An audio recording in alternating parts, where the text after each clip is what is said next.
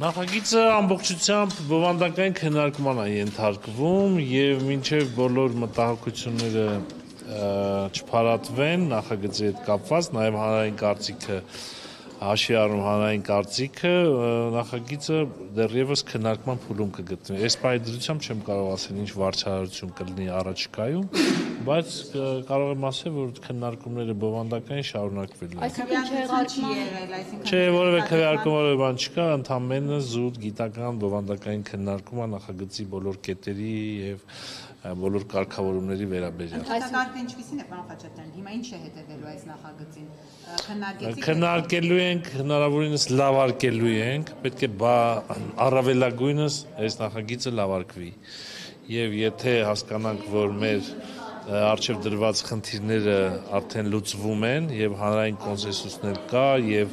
այն բոլոր մտահոգությունները, որոնք հանրության մեջ եւ մեր գործընկերները ունեին, այդ մտահոգությունները փարատված կլինեն, արդեն նախագիծը կգնա իր ընդունման ճանապարհով։ Գումարի հետ է կապված, դա է քննարկելու թե ընդհանուր։ Դե ընդհանուր այնտեղ կետեր կա, որ հա շատ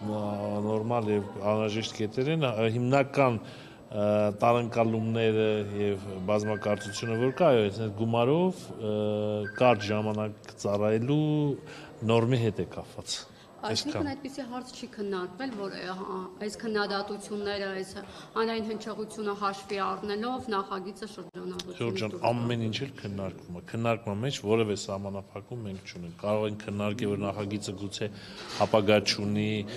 դադարեցնենք քննարկումները, կարող ենք քննարկել, որ պետք է շուտ ընդունենք եւ հակառակը, բայց ասեմ հետեւյալը, խնդիրը կա, կան իրավահարաբերություն, կան հասարակական հարաբերություններ, որոնք թերի կարգավորված են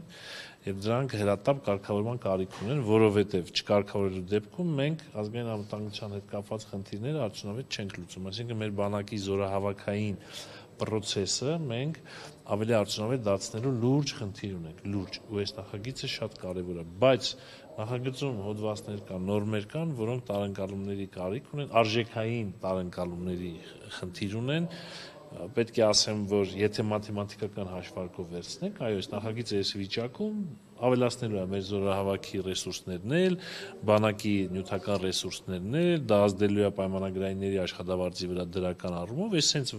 այս վիճակով նույնիսկ եթե ընդունվում, այդ բոլոր դրական էֆեկտները ինք ունի, բայց մենք ունենք նաև արժեքային ընկալման խնդիր, երբ որ ասում ենք փող քիչ ծառայություն, հա, դա արդեն մեր հանրությունը այստեղ շատ հակասական ընկալումներ է ունենում, ինչը կան է եւ հասկանալի։ Պարոն Խաչատրյան, կարող ենք ասել, որ այս նստաշրջանում այս հարցը չի ընդգրկվելու։ Չեմ կարող վստահ ասել, դա կերևա հերթական դժվար լինի,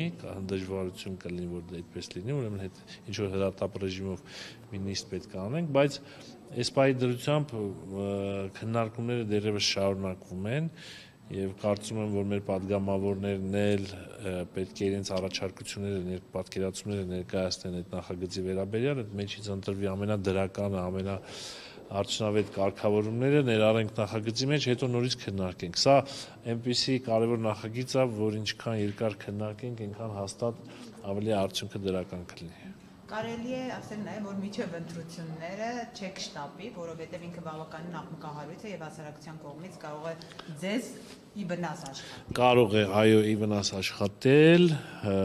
ընտրական process-ներում, բայց առաջնահերթությունը մենք տալիս ենք ազգային անվտանգությանը եւ բանակի ռեսուրսների ավելացմանը։ Եթե մի բան անհրաժեշտ է մեր զինված ուժերին, արդեն մենք չենք նայի, դա մեր ընտրական ինչ որ process-ներին վնասելու է թե չէ, նա ավելի գերակա շահ է, քան ընտրական process-ները։ Շնորհակալություն։